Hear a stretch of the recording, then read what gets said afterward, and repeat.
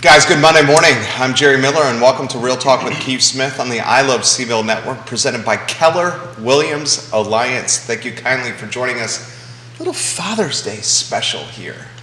Yours truly, a father, a precocious and active and hyper and full of energy 4-year-old that cannot sit down and cannot stop touching things that are dangerous and could lead to his potential demise. That is our son. Yep. Judah Wickower is our director. We'll get the studio camera in the mix, and Nikki Chambless in the mix on a two-shot.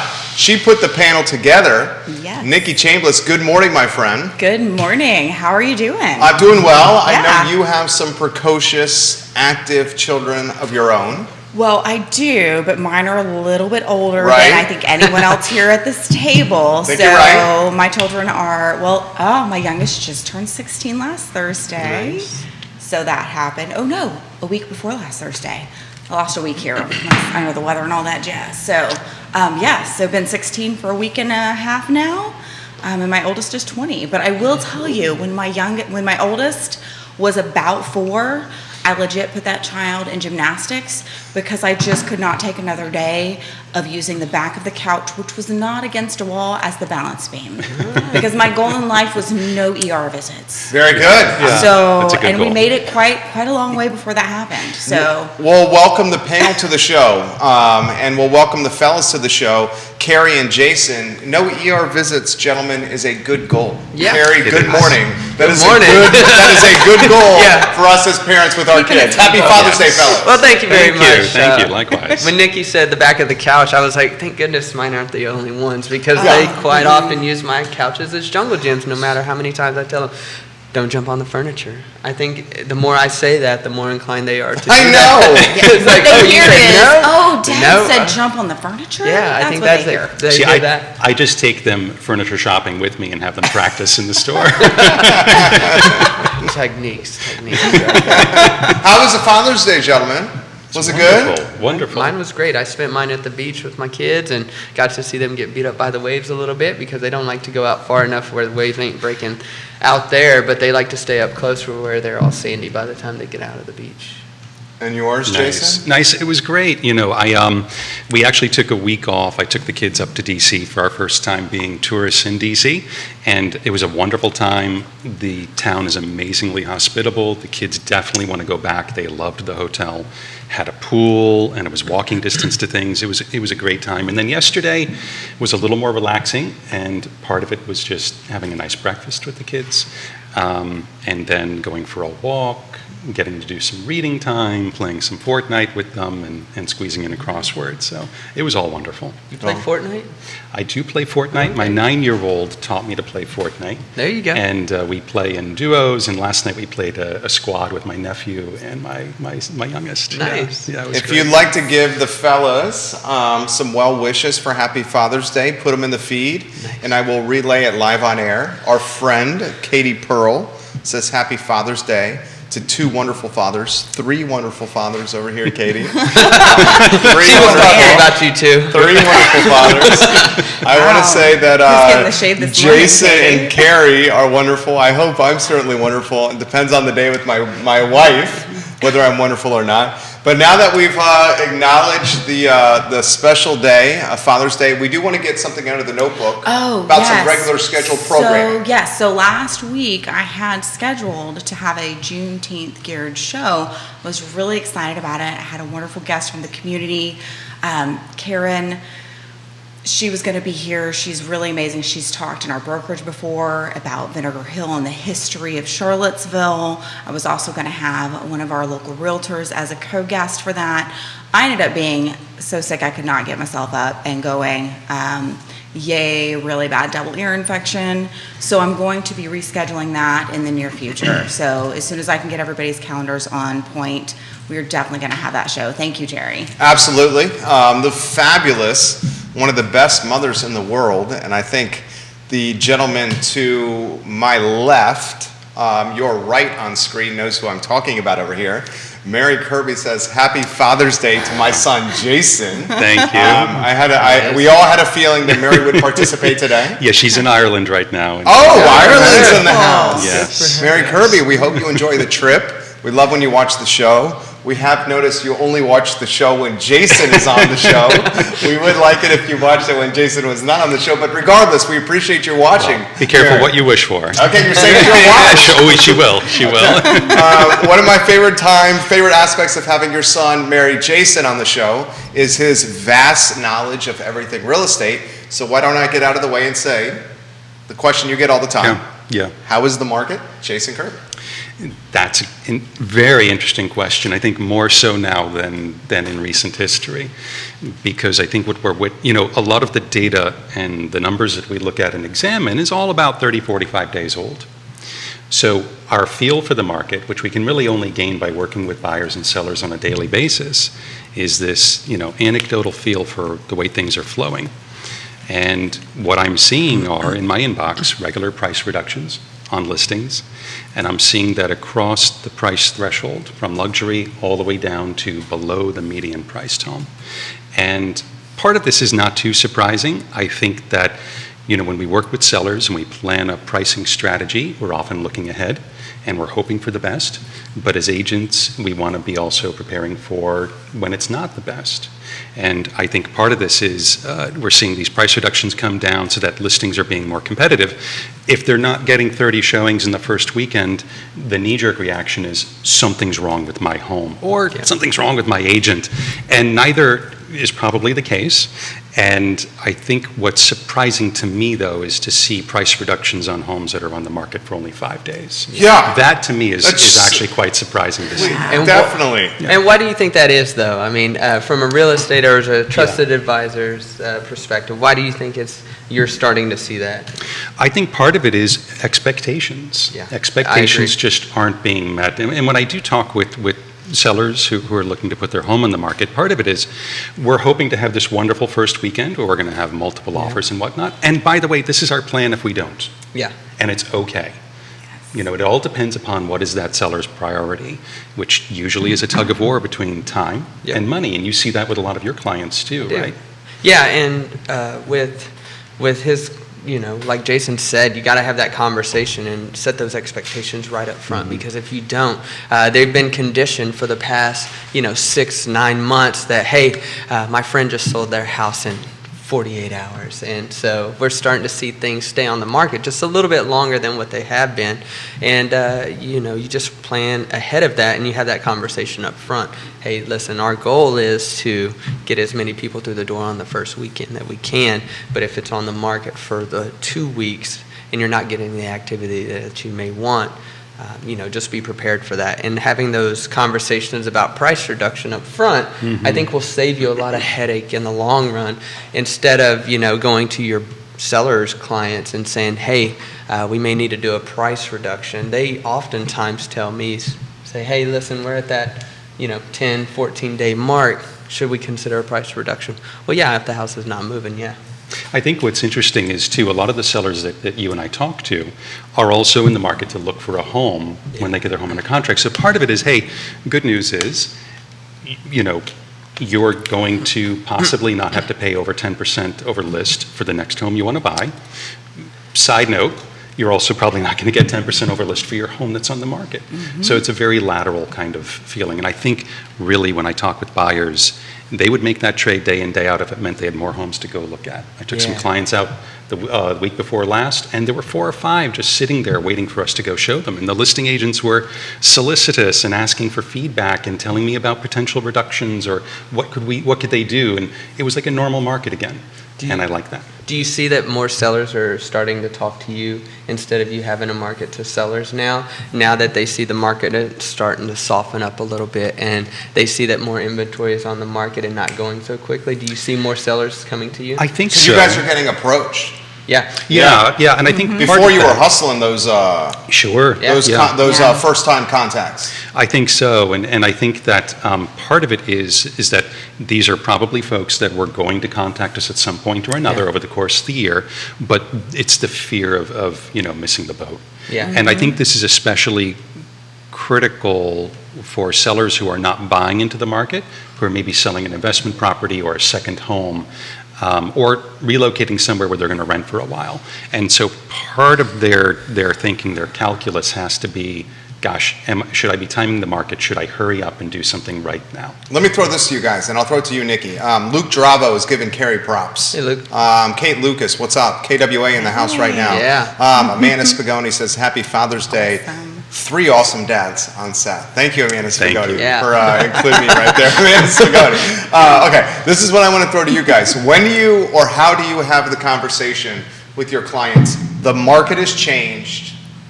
This is not going to be one weekend, dog and pony show, people coming to the open house 1 hour before the open house, camping out like we're going to a Kanye concert.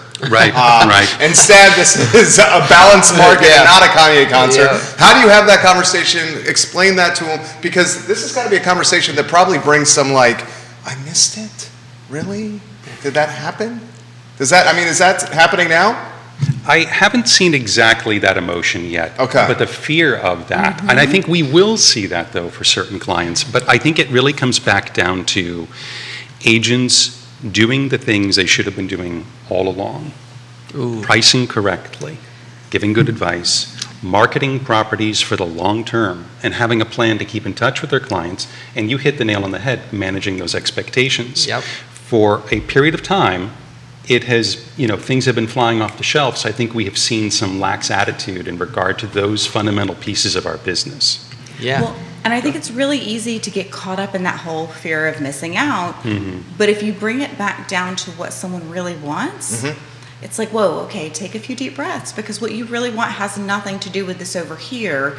It's just really easy to get caught up in it, right? Yeah. In the interest rates, in the days on market. But a lot of times that really doesn't impact in a huge way someone who's buying or selling a house, other than, hey, let's have a conversation. What is it you want? Here are the steps to take. Here's what to expect. And I think that managing expectations is huge. Goes from buyers thinking competitively all the time to sellers starting to go back to thinking competitively. If a home much like yours down the street is for sale and it's several thousand under your list price, we may need to wait for that home to sell before yours gets the attention. And so we have to think competitively. Yeah, I usually tell my clients when I'm meeting with them for the first time, anybody with the pulse for the last 2 years could get lucky in selling your home because the market has been so hot. But now that we're starting to see a little bit of a shift, it's just a different market. We all thought COVID was going to slow us down. In reality, for most of us across the board, it has accelerated our business further than what we could have ever imagined, with appreciation values around 15%. And now you're starting to have to look at what people can actually offer. Marketing your home correctly, getting it out to as many platforms as you possibly could, and just setting those expectations up front. Pricing strategy is going to be huge. Like Jason said, if you have a house that's priced for several $1,000s under what yours is, and it could be an identical floor plan. I actually had a scenario like this last week. Identical floor plan. I said, you have a couple different options here. I like to set the price point at the market tone and let the buyers come to us versus trying to grab for as much as you can. And that's what we were talking about, the price reductions in the emails. After 5 days, I don't want to have to go back to the market and adjust your price just to see what we can get. Let's do it effectively. Let's market it correctly, and let's get people through the door. Great answer right there. Absolutely great answer. Are the interest rates truly spooking the market to the point where you're seeing the buyer pool depleted to balance levels? Is this characterized as a balanced market? I think that we're not in a balanced market. Because of the supply and demand issue. But what I think we're noticing is this disparity between the seller expectations that we've talked about and what buyers simply are able to do.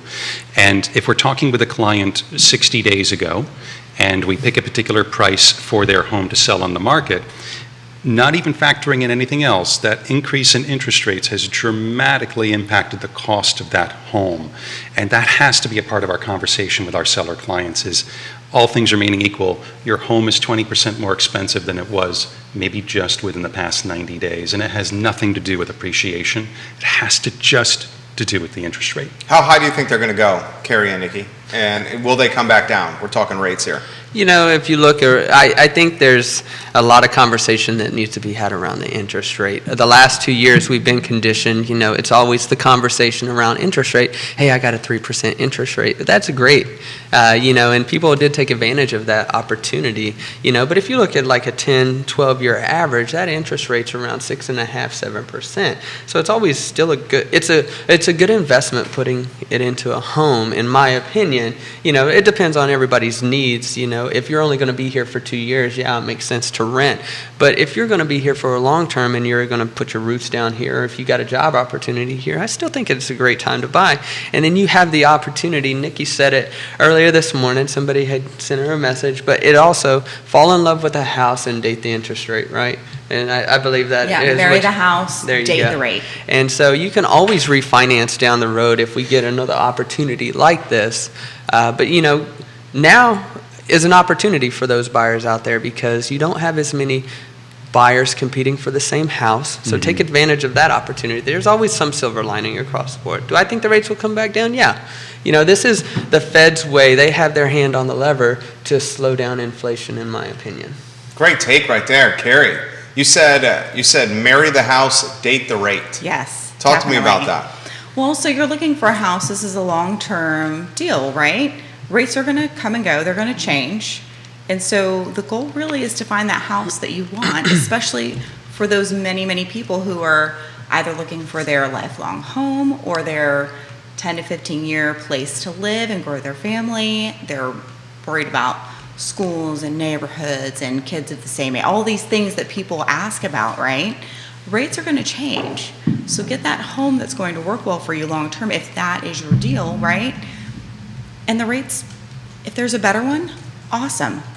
You can hit that up later. Any smart homeowner, and you've seen that in the last 3 years, people have been refinancing like it is going out of style, right? That's a normal thing to do. And if they don't go back down and they only go up, then you're at a rate that you're really, really glad you grabbed now. Great take right I like there. that one. Check your Facebook Messenger if you could for a message from our director. Jason, I'm going to throw this to you. Do we expect that this is going to have an unfortunate impact with affordability housing in this area? Rates increasing, prices on homes. So, the buyer's going to get both ways. The assessments have gone up in the city of Charlottesville on average 12% year over year. Yeah. Now rates have doubled. Yes. So, from an affordability standpoint, the house 2 years ago is considerably more expensive today. Give us your take or your crystal ball on what that's going to do for affordability around here. I think affordability will continue to be a challenge. And I think for right now, what we're talking about in this shift in the market that we're seeing is this gap between seller expectations and what buyers' needs are. And so for a period of time, I think it's going to look a little disturbing, and then it will eventually even itself out. Ultimately, every day buyers make a market. Right, it's what someone is willing to pay that's going to determine what the price of something is. But if we continue to have a restricted supply of new housing in the market, and we still have, regardless of what days on market are, if we're still looking at if we have 1 month supply of housing, and we go up and our inventory doubles, that would seem pretty shocking and great to us working with buyers as well. But that's still a very strong seller's market. So no, I think you're right. We have a problem with affordability for sure. And if there was some community with 10, 15,000 homes coming online soon, we might talk about, okay, the inventory is really going to balance out and prices will level off. Well, that's not happening. No, it is not happening. Are you pivoting your strategy as an agent, Kerry and Jason and Nikki? I know, Nikki, you're a team leader, but you're consulting with a lot of agents. The first-time home buyer agent is in a tough spot right now. Yeah, I think they are. It's, again, you got to manage the expectations, have that conversation. What are your needs? Okay, well, this is your budget. If it doesn't fit in the circle of Charlottesville or, any place where you're working, then you're going to have to expand out a little bit. And, okay, well, what are you comfortable with on your drives? And so for the first-time home buyers, I have a checklist for these guys because they're oftentimes lost. They've never been in this arena before, is where we take it for granted. We're so used to this, we can rattle it off the top of our head. So I have, strategies that I use. I have a checklist that I send them prior to showing houses and let them know what we're going to be getting into. If they can have, if they have all their ducks in a row, which, a lot of first-time home buyers, you're about 50-50. Some are really on top of it, some are not. But if they have their ducks in a row, you can move a little bit faster. Strategy-wise, if they can't afford to be in the center of whatever community you're working, then you expand out a little bit. And yeah, we've had to shift our strategies, but I don't think it's just for first-time home buyers. I think just the shift in general about how we approach things in this new market is going to be key for us real estate agents. What do you think, Nikki? Well, I think a lot of it too is that whole being on top of the market, right? Monday before last, we had this big thing at our brokerage with Quentin Beckham talking to us about where the market is, the economics behind it. These are regular conversations that we have with each other as real estate professionals, and that is really important. I could not imagine doing the last 3 years without having that team of people to connect with and to sharpen each other. We have these conversations, like we had a pre-show coffee this morning. We have those type of conversations on a regular basis. Guajiros? So not this morning, Oh, because okay. we just needed to be really close, so we did Okay. Mud House, but I love some guajiros. Pie chest? What's that? No, we did Mud House because it was Okay, right there. Mud House, walking gotcha. distance. Yeah. Very But nice. I love guajiros so I know you very do. much. I know you do. And they give me space even when they don't have a lot, and I appreciate them for that. So, but being able to have these conversations, we're not being reactive, we're being proactive, and that's really key. And that makes a huge difference in how we advise our clients and our agents. And we reach out and we extend that to the real estate community because we want us to all know what's going on. So the classes that we have are open to all realtors. That's a really key thing. Jason's about to teach how to win the listing in this shifting market this Thursday. Well, why don't we throw this to you guys? Here's a very tough question. Yeah. Which brokerages are best suited to come out of this very changing landscape? And you don't have to say by Yeah, name. exactly. But What about their characteristics setup? of the brokerages. Yeah. I think any brokerage that has ongoing conversations about helping agents own a business and what does that look like? Yes. And even beyond that, how do you have something that you are in control of rather than a business that is in control of you? Mm-hmm. But if you are at a brokerage where there's no ongoing conversation about what are your goals, what does success look like for you, and how can we get you there, then you're kind of just flying blind in this market. And I know what that's like from when I got into real estate a very long time ago. I worked at a 100% commission company, which was structured in such that, you paid a large desk fee, and there was no mentorship or guidance or coaching. And fortunately, I had a private mentor that was amazing. But there are a lot of places that I understand that don't have that kind of infrastructure or regular training to help people get off the ground. This is an incredibly hard time to get into our industry, and I love it when people are excited and want to get into real estate, but I'm also fearful for them going into an environment where they're not given good guidance, they're not pointed in the right direction. There are so many different things one can do, but there are only a few things one should be doing to succeed. Yeah. You have so much information, especially as agents, newer agents. I couldn't imagine, again, going back to that stage, but you're so inundated with information. You have these companies that can help you do this, help you do that. But even if you go to, like for me, I went to the KW family reunion. There were so many heavy hitters in there that ran their business differently. If you look in our brokerage, me and Jason run our business totally different, but we're still very successful at what we do. And so just being out, you have to kind of hone in on what you really are trying to do. And although you may have 10 items that you can learn from, you may have 100 items that you can learn from, picking 3 of those and really diving into those and getting the training that you need. And like you said, the mentorship, having somebody that can guide you during that process is going to be key. And I think training is going to be the biggest strength that brokerages need to start pouring back into their agents, because that makes all the difference. The market is ever shifting, so what was working 2 years ago is not going to work in this market. So if you're not constantly training and have your finger on the pulse, you may not come out of this market. I think something that occurred to me too is in the office that I work in, we share information and best practices. There are no secrets to success in our office, and you can stop anyone in the hallway and ask a question, whether it's from the very beginning to something a little more advanced, and someone will sit down and guide you through what they do and show you what they do. And I know I love that. I love being able to answer those questions, and I love when I have a problem, I can take you aside and say, hey, I have a problem. Can you help me with this? What do you do? Yeah. And you make time for me. And even not just the new agents, but these are experienced agents too, because we all operate in a different arena. You know, I do a lot of land and new construction, and whereas maybe Jason doesn't. And so when he has a land question, he can always come and ask me, and vice versa. If I'm dealing with something that I think he may have expertise in, I go to him as well. And so most people's doors are always open, and you can ask those questions, and they're very likely to share with you. Yeah. So You're not going to succeed on your own. There's a lot of comments coming in here. I'll throw this to Nikki to start. All right. This is from Neil Williamson, the president of the Free Enterprise Forum, Oh, just we a know great Neil. friend I of the never show. would We hang love out, you, but Neil. They should. He says restricted supply impacts local affordability significantly more than interest rates, at least thus far. And he says more housing everywhere for everyone. Amanda Spagoni on a different Facebook page adds this comment, which is similar to Neil's. What do you think about the slowdown in home building and the long-term effects that will have on the market today? So two comments very similar. The local market has seen a slowdown in starts. Keith Smith, in fact, sent an email about this to me over the weekend. Maybe it was this morning. that. Yeah. We're seeing the small boutique custom builder really struggle because they don't have the cash position that, say, like a production builder does. So the building we are seeing is probably more from the production builder.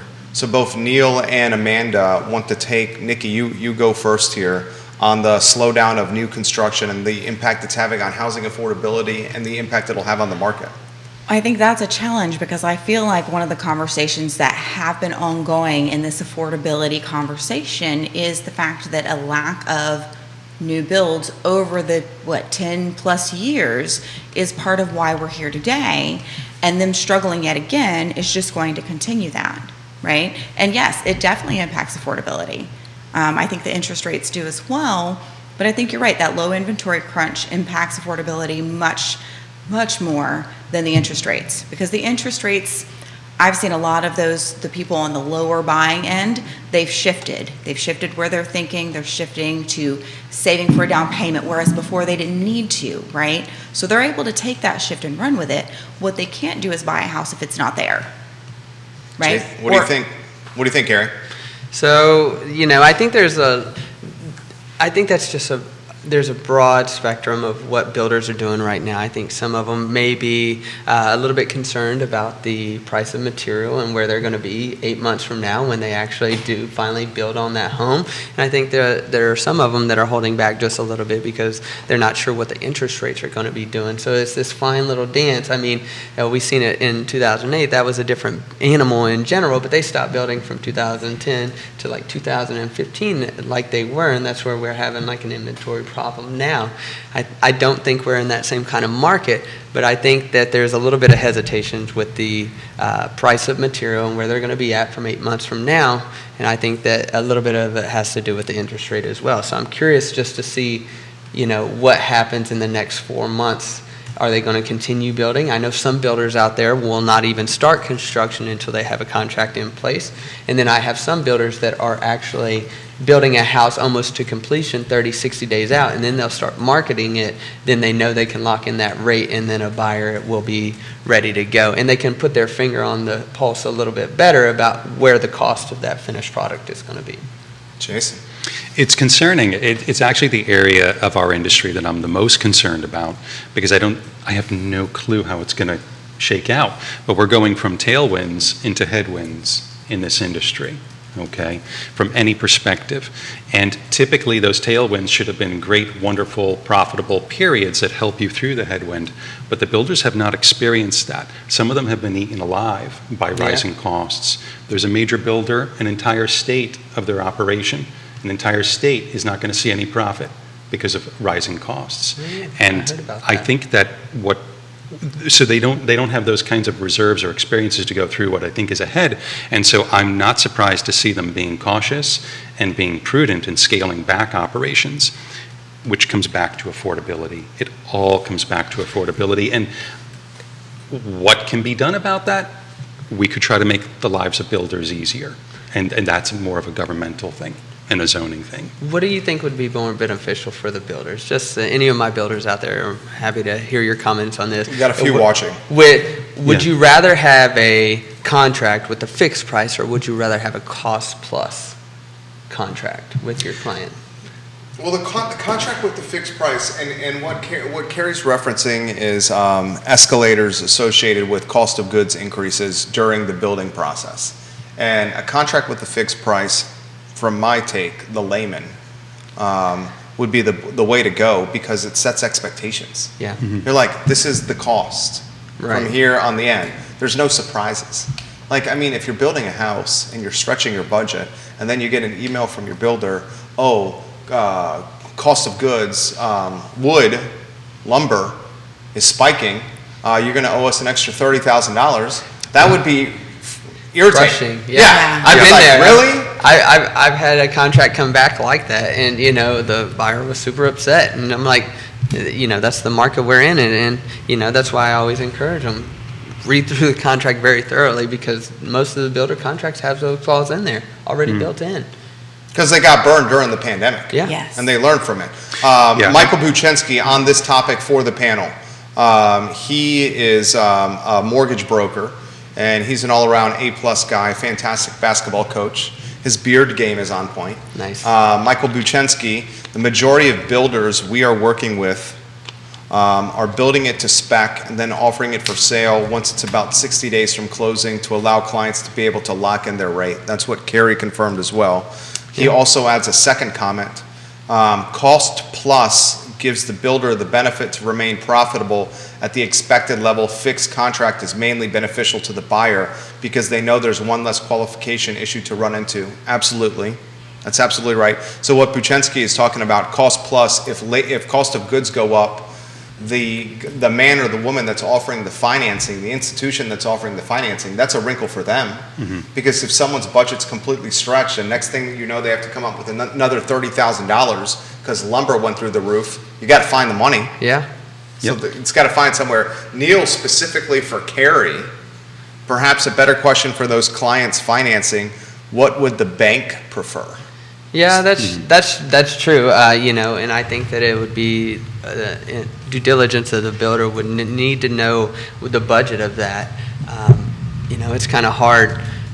Just having these conversations between the builder and the client, and just setting those expectations. Say, hey, listen. And I think most buyers are pretty aware. I mean, we see what's going on in the market, so we're in it actively already. But I think buyers are a little more savvy than what they've been in the past.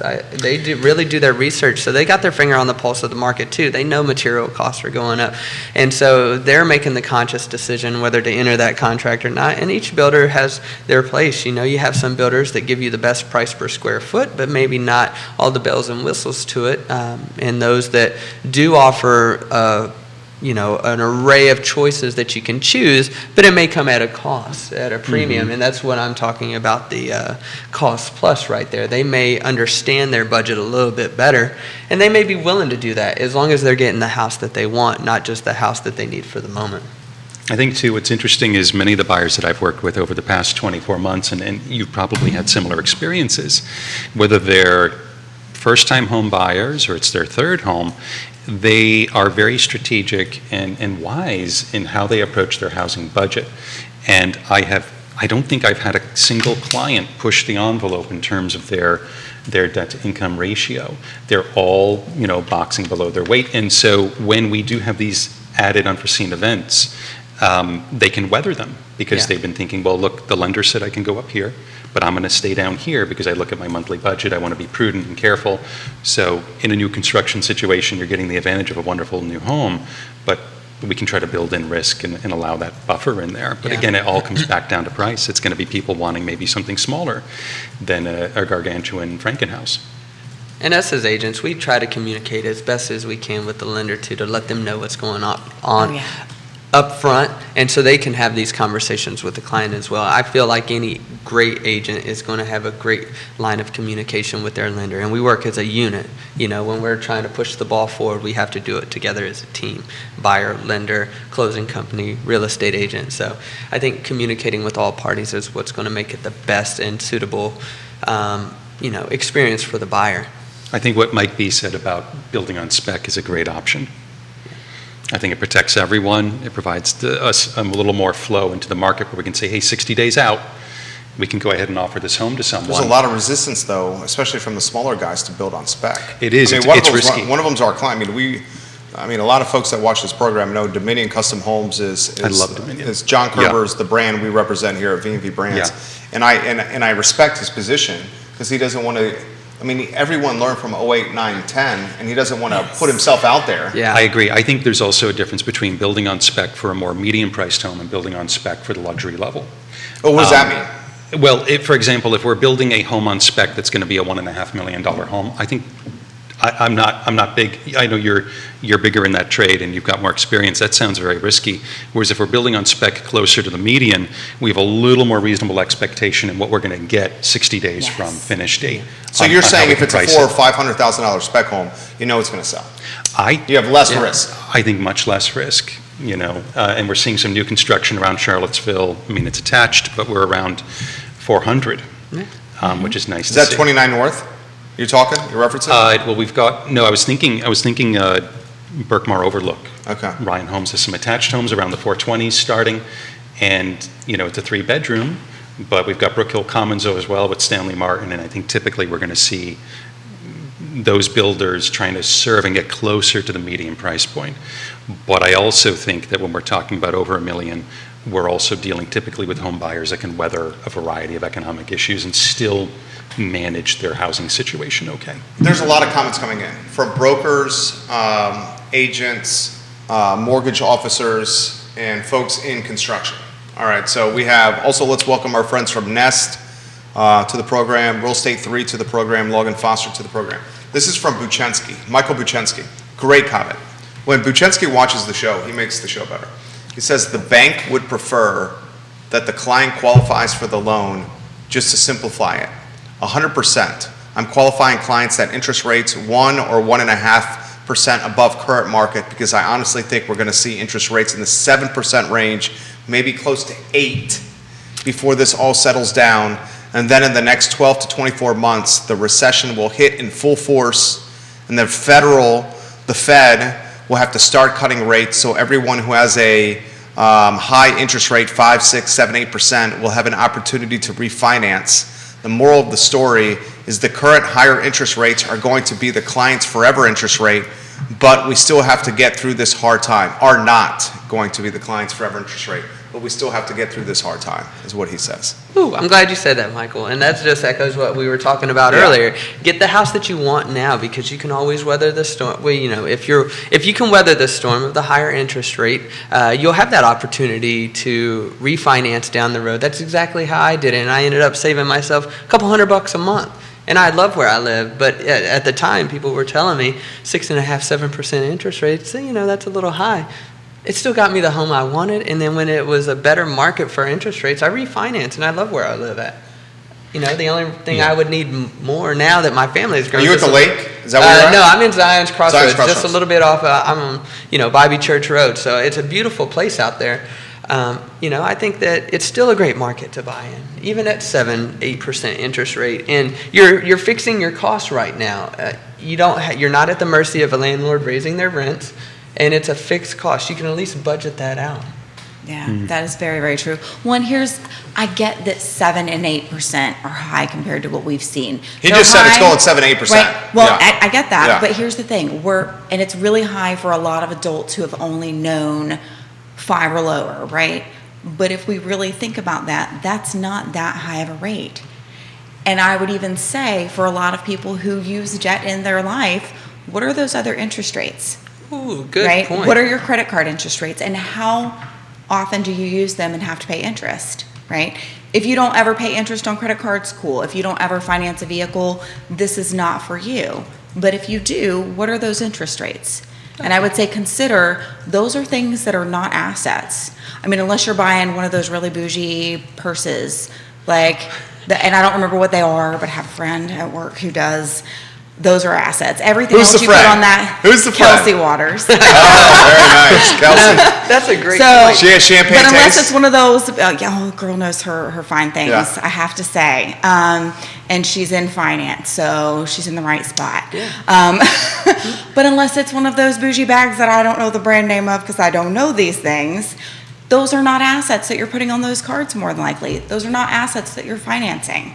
So when you're talking about a home, that depending on how you use it, could very well be an asset, technically is. I just say when we're talking about our own home as an investment, I say step back because unless you're going to treat it like one, don't call it one, right? Yeah, it's consumable. But think about this. It's really not that high of an interest rate. Does it change things? Absolutely. That's life. It changes. What are you going to do with it, right? This is an opportunity if you want it to be. What do you think, Kerry? No, I agree with her. I'm a high five on that one, Nikki, actually. Everywhere else in your life, you have interest rates around you, your credit card, your car payment, those kind of things. But it only happens to be a conversation around your housing. There's three things that every human will need to live, and some can argue it, but, three things, in my opinion, that everybody's going to need to live. Food, water, and shelter. And the only one that they talk about interest rate is on the housing itself. So, just put it in perspective. Right? Do you need that fancy car that you're driving around, or do you need somewhere to lay your head? Maybe a little bit of both. In my opinion, I'd rather put my money towards a house. I know that I'm going to get some equity back in that if I put a little bit of sweat equity in it. I'm a contractor, I like to do little projects around a house, You'd be surprised what paint and a little bit of crown mold will do. Or a deck. Sorry, honey, I haven't built her a deck. I've told her for 10 years that I was going to put a deck on that house, and I haven't made it to it yet. We'll probably move before I actually get to building it. You might need to do that. Yeah, but honestly, having the house where it's an investment, in my opinion. It's investment. It's not the American dream, like it was 50 years ago, where you buy a house and then you sell it in 20 years and then you double your equity into it, or you may. But I think of it as a money placeholder, right? So it's that you're going to get the equity back out of it. You live in there for 5 years, should be able to get the equity back out of it, and versus throwing your money away at rent. Jason Kirby. I think perspective is, one of you said the word perspective, and I think that's key here when we talk with our colleagues and we talk with our clients. Perspective is that interest rates on average are 8% historically. Perspective on average is that appreciation on real estate is 3.5% a year, not 30% a year, 3.5% a year. Perspective is that rents go up on average 3% per year. And so when we look at what's been going on over the past 24 months, we shouldn't be building a life around those experiences. We should be thinking longer term, bigger picture. If we are, like Mike B mentions, going into these economic headwinds and having issues maybe in the economy in general, we should be asking good personal finance questions of each other, like, well, if we're dealing with a spouse, two spouses that are buying a home together, what if one of you had a 50% cut in your income? Could you still afford the mortgage and go on vacation and do the things that you like to do? What if you went down to one income in the next 24 months? Could you still do everything and not be forced to sell your home? And these are questions we should always ask, but we've been kind of going through these go-go years where it's like caution to the wind. Let's just do this. Everything goes up. Ask any Bitcoin holder, does everything go up? I didn't do that just to you. Yeah. But there's an Are you in example. Bitcoin? Yeah, I like it all. You're in crypto, Kerry? I like all cryptos. Yeah. Some have a utility. But things tend to revert back to that mean, right? So I was talking to someone yesterday about inflation, and we were talking about housing inflation. We were talking about the general inflation rate of 8%. Well, they were talking about real estate and expectations, and that real estate beats inflation. And while yes, that's all good and true and historically bears out, what if we just experienced all the inflation in advance? What if we were ground zero for an inflation? We should be thinking about that when we talk to investors. Maybe they won't get the kind of dynamic appreciation over the next 12 months, but the deals should still make good sense for them in their overall picture. Yes. So, first let's acknowledge viewers and listeners. Levy Kinslow, giving you props. Johnny Williamson, giving you props. A handful of Real Estate 3 watching the program as we speak here. Drew Sersky, giving you some props right now. Welcome to the program. I see 2 former CARP presidents watching the show. Say we're, depending on who you talk to, we're in a recession. Okay? Say it's a recession. We're in a recession. The next, 1, 2, 3 quarters are going to be tough. We don't know what the deal is with the war, Ukraine-Russia war. If that ends, that obviously is going to alleviate a lot of stress.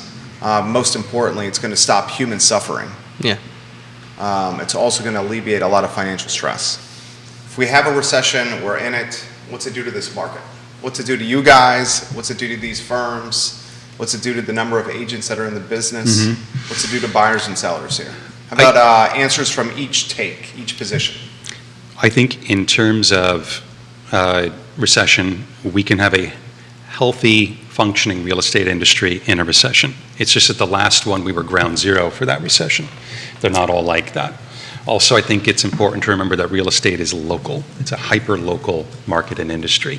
And the Great Depression and the Great Recession were national events that impacted housing, but for the most part, housing is a very regional thing.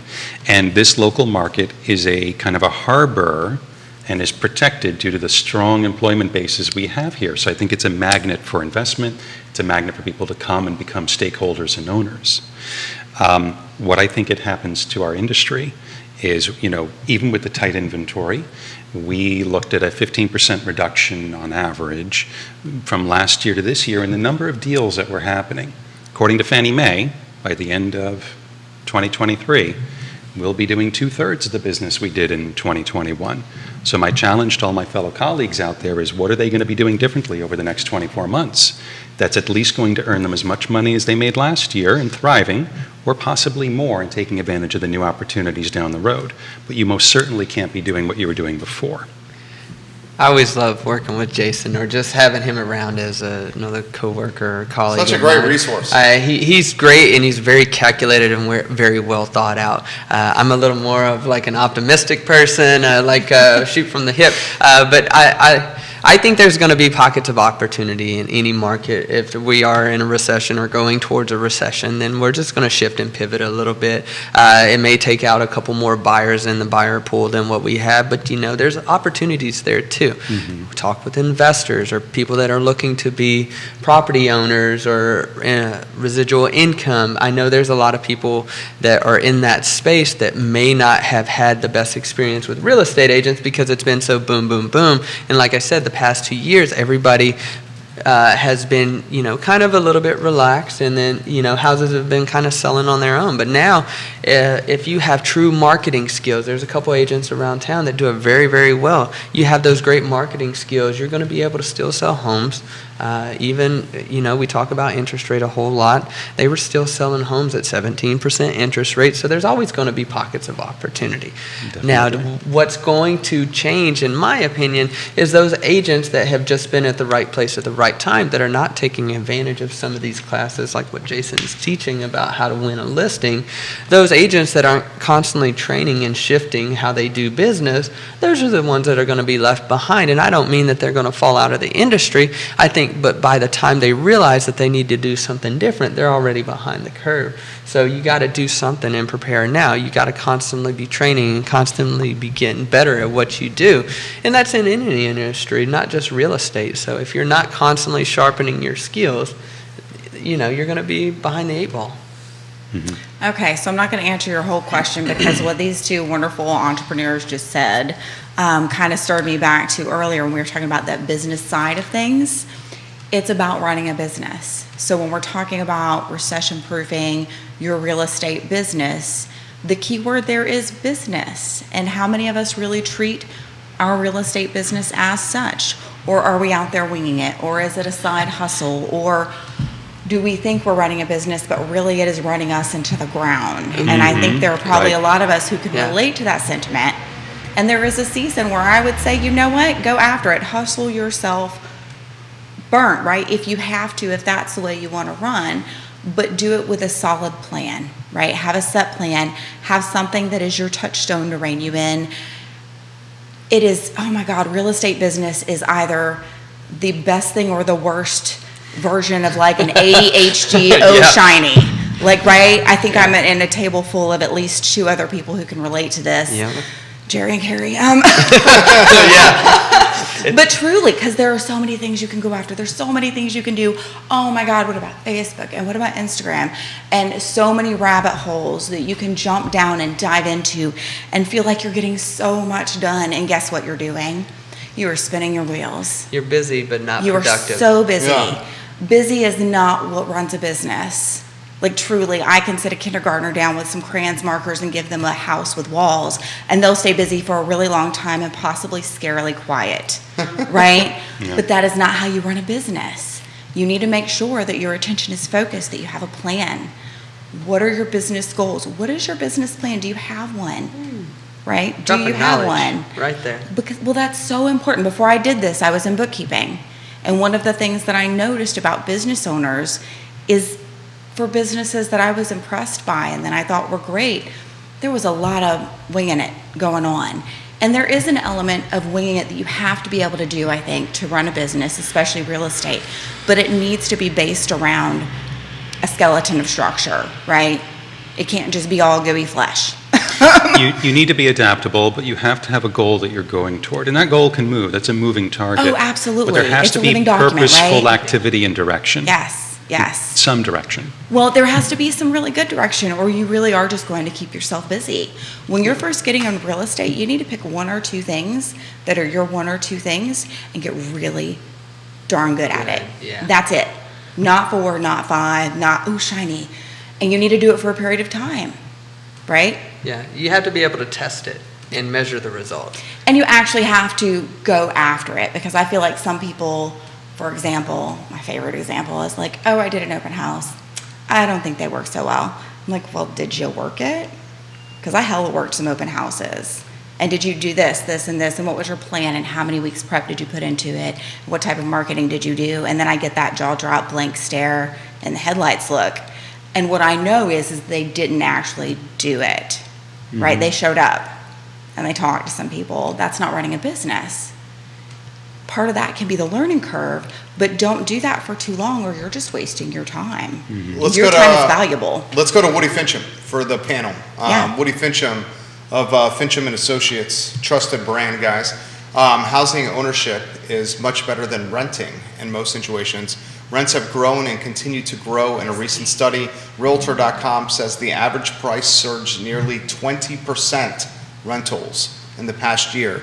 Virginia is ranked number 19, according to Realtor.com, for the highest states to rent out of 50 in our free union. That's according to March 2022. So 19 in the country. Virginia for most expensive rents. Buchensky is not as worried about a recession. Michael Buchensky says jobs help protect against recession in the Charlottesville area. It's a job magnet when it comes to the hospital, the university, the government entities, NGIC, etc. Yep. The country as a whole may get hit by a recession, but Charlottesville will not be hit as hard. Well, I think that's where Kerry was coming at from his optimism, and Jason was talking about that hyper-local market. Yeah, before I moved down here, because my experience was in the Phoenix market, which is very boom bust. Yeah. You know, there are people that got 40%, 50% haircuts on the value of their home within 12 months. And so on my way down here, literally in the car, I was looking at the old Association of Realtors reports from 08, 09, and 010. And instead of you seeing these peaks and valleys, you just saw this like shallow trough in terms of valuation here, which taught me some interesting things about the market and how resilient it is here, for sure. This is from Grayson. This is a good question. Jerry, on previous shows, you've asked the experts, is $1 million now the luxury market, or is it much higher than $1 million? You've had people on the show that say $1 million is no longer the luxury market. Can you ask these three panelists that question? Depends on where you're at. If you're in the center of Charlottesville, probably not. If you're on the outskirts of Charlottesville, Albemarle County, not so far all the way out in Albemarle County is $1 million luxury market. Depends on where you are. I still think $1 million is pretty luxury, considering most median price points for agents are around $400,000. So I would say, yeah, $1 million is probably luxury unless you're in the city of Charlottesville. The term luxury is so relative and it's thrown around so much. And I think, like you said, it not only depends upon where you are in the market, it depends on who you are as a buyer. right? There are some people that if they see a pot filler on the wall, they think that's luxury, right? That you can just throw a pot on the stove and fill it with the pasta, and that's like a luxury are move exciting. right Yeah, there, right? But for some people, they're like, well, that's not exciting. And for a while, backsplashes made people's eyes go wide. And back in the day, it was Corian countertops that made people really excited and hop up and Quartz, down, yeah. right? So I think it's a very relative thing. I think if the International Luxury Home Marketing Institute says the top 10% of any market is technically luxury.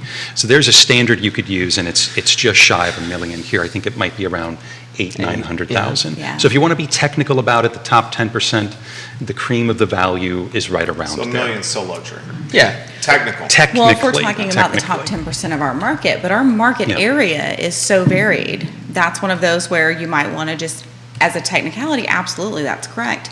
But you might want to be like, okay, what's the top 10% of Charlottesville, city of, Yeah, right? very if good you really point. want an Yeah. accurate take. There are mass production builders making $650,000 homes. So I think this is going to shift upward. Yeah. It's just that we don't have a nice, easy, round number anymore to point Yeah. at. And I think that's the challenge. And I think, like you said, there's so many things that are thrown around luxury, right? Yes. You hear it all the time. I'm a luxury real estate agent. Okay, well, tell me your portfolio. What do you have in there? What makes you a luxury real Yeah. estate agent? And I think going Yeah. back to John Kerber and Dominion, there's no doubt he is producing luxury products. By any measurement, there's one for you. Yes.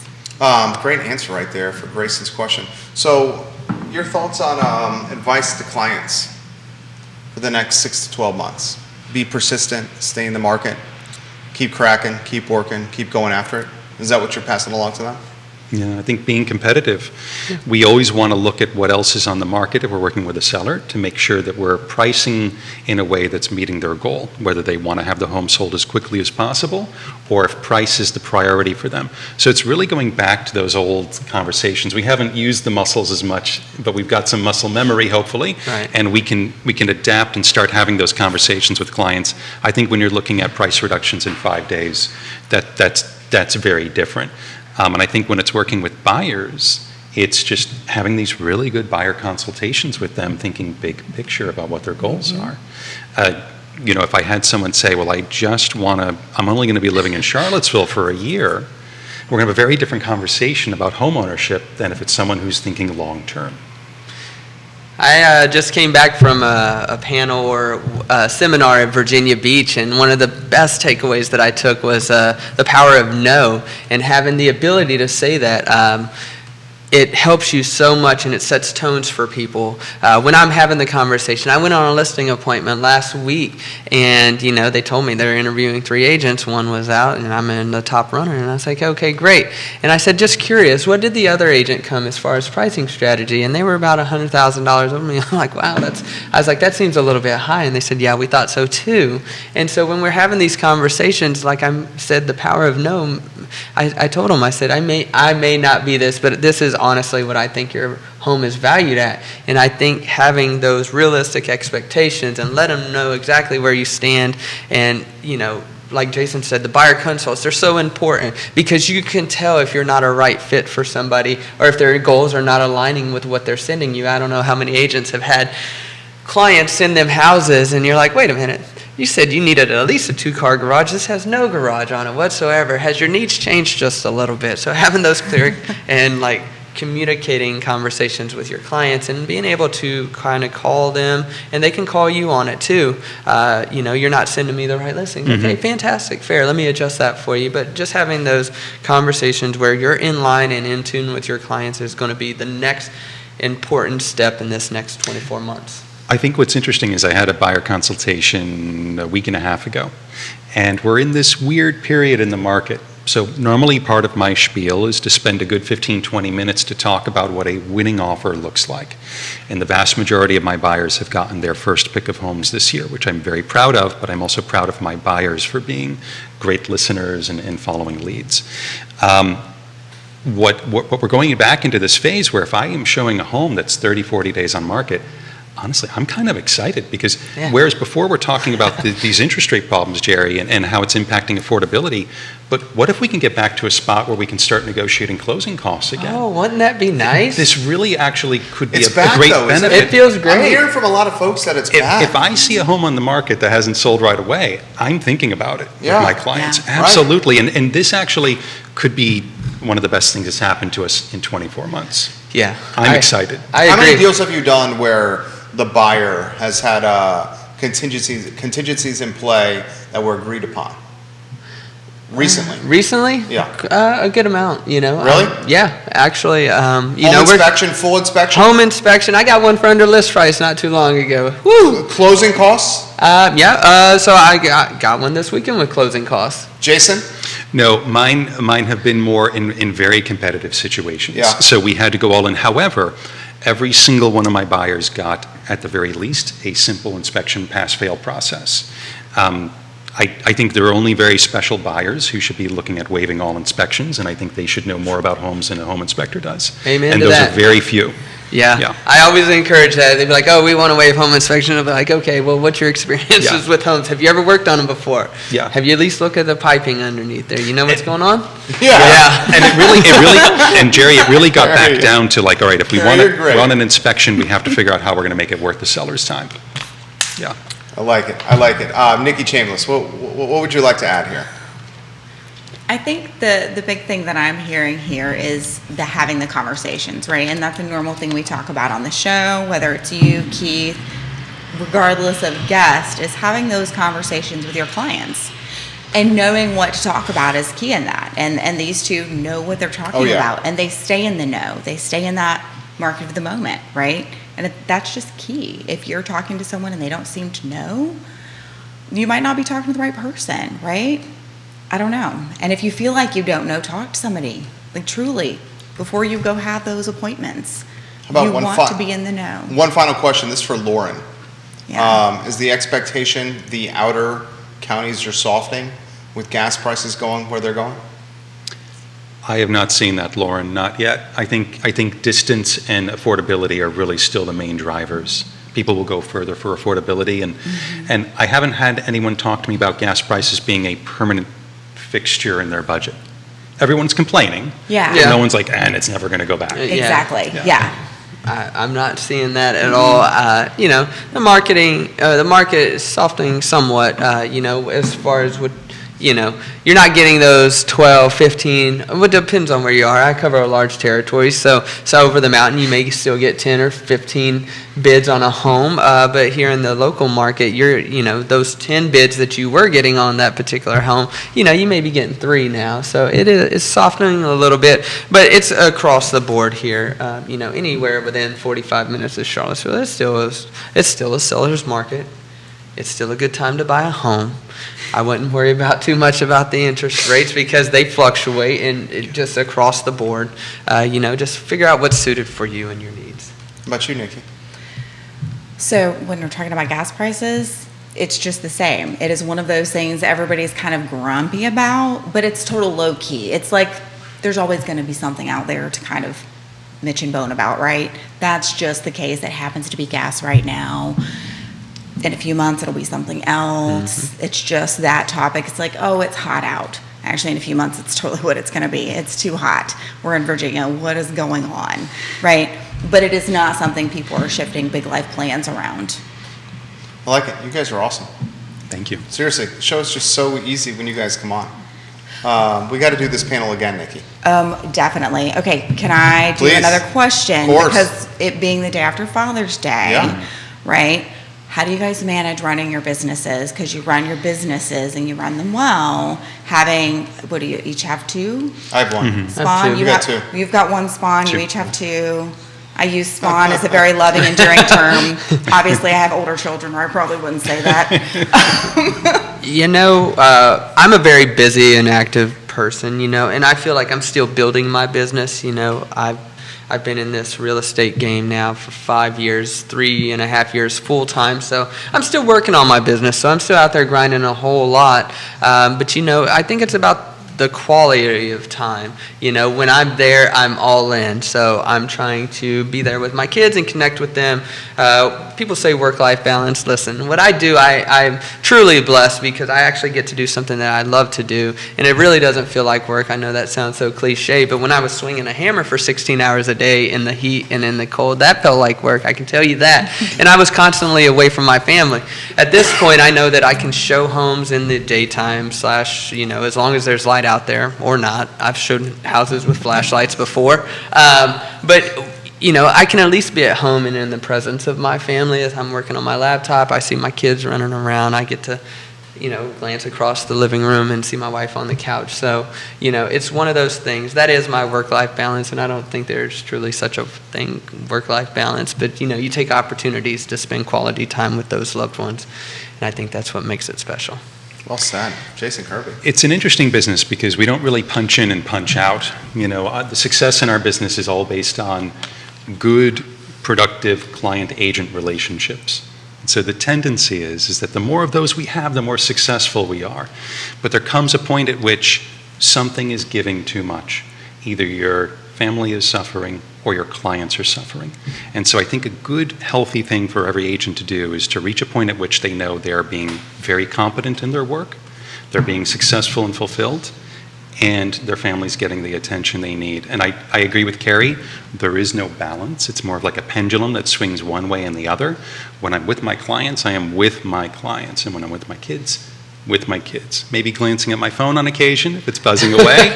But I think part of this is going back to the conversation of being a business owner, regardless of what field you're in real estate, you're a business owner, and being in control of a business instead of it being in control of you.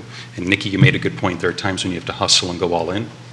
In our industry, that used to be February through June, where we were like, hey, you're not going to see me for a while. Is it every single day But since of the COVID, year? it's been every single day, and I really feel for a lot of the agents out there that we've been going nonstop. It's been very hard. I do hope we kind of go back to a more of a normal rhythm where we can plan time away. Greg Slater made the point on the show, and I believe Greg Slater's coming up on the show, of Nest, that he said what COVID did for realtors took away their weekends.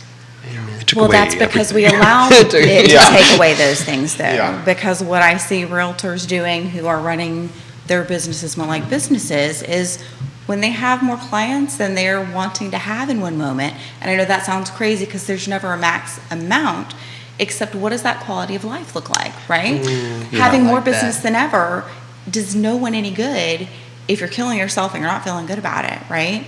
So maybe that means referring out some business, having a group of other agents that you trust how they run their businesses, and referring some business out. I think a lot of it comes from fear. Our income is so Yes. lumpy and unpredictable, but the more you're taking time out of every day to do the things you should be doing as an agent, to keep in touch with folks, you get a more predictable income and you can forecast your year much better. Yes. And so when you get 10 calls in one day from new people, you know, hey, you know what? I can actually only manage 3. And let me see if Kerry's available to help a few. Ooh, and yeah. Nikki's available to help a few. Because you realize, like, Yes. this isn't going to be the only people that call me ever. But when you're newer or you don't have control of your business, you jump on everything that comes your way. Wow. And therein lies madness, I think. It does, and when you don't learn to grow from that, and honestly, I think new agents, and I'm speaking even to how I was as a new agent, I would have been better off had I not done that. And I learned so much by doing it, but I also spun my wheels a little bit before I realized, ooh, this isn't good. I'm not building my foundation first. I'm trying to build the framework to the house when really I need that foundation first. Yeah. Jason, that's one of the things that I admire about you. When you tell me, oh, I can't take on any more buyers because I'm so busy right now, you know that is so powerful to me as somebody who's like, yeah, I got you, I'll take care of that, and I will, and I'll service the clients. Where Jason's like, well, no, I have too much on my plate right now, I'm not going to do this part of it. And I'm like, wow, that is so amazing right there. And he's a super successful agent when it comes to setting what his parameters are, and he does very well in his business. And I've taken a few of those things. Like I said, the power of no, it means so much, and especially as a new agent, if I can teach them anything, it's just learn to where to spend your time. Some things are going to give you tenfold, some things are not going to give you anything. So, Great answer. Yeah. Dynamic here is excellent with this panel. Oh, yeah. These Keller guys are Williams great. Alliance is on point. Quinn Beckham, you're proud today. Fincham and Associates, a proud partner of today's show.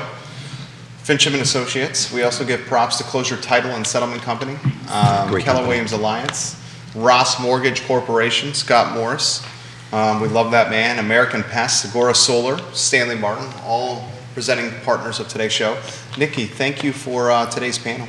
Thank you for having us. This is Thank great. you. Yeah. It was It wonderful. Fantastic. Amanda Spigoni loved the show.